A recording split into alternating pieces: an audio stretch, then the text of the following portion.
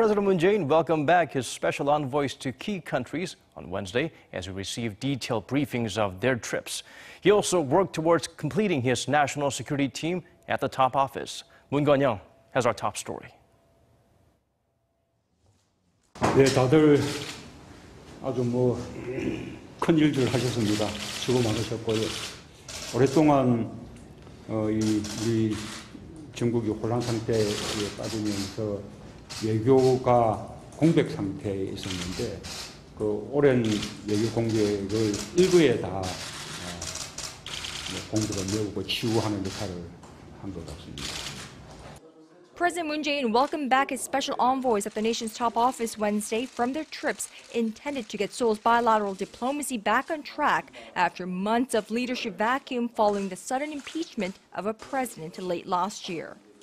다들 이 트럼프 대통령 또 시진핑 주석 아베 총리 이렇게 또 정상들하고도 다 직접 만나서 여러 가지 현안에 대해서 허심탄회하게 의견 교환도 했고 또 그런 과정에서 사드 문제에 대해서 그렇고 또 우리 한일 간의 위안부 합의에 대해서도 그렇고 우리가 할 말을 좀 제대로 했다고 생각이 됩니다.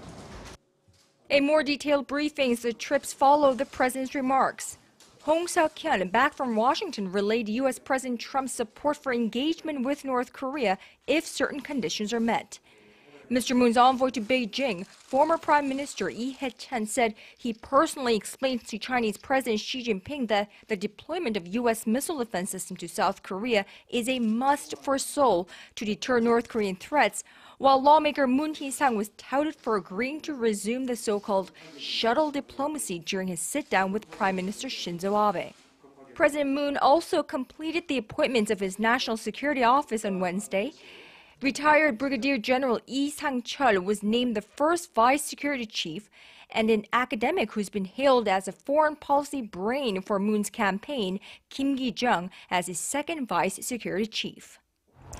With the Moon administration speeding up the process to minimize the negative impact from the months-long political impasse, we're just now beginning to see the long-term roadmap of how Mr. Moon will steer South Korea through its security troubles together with the international community.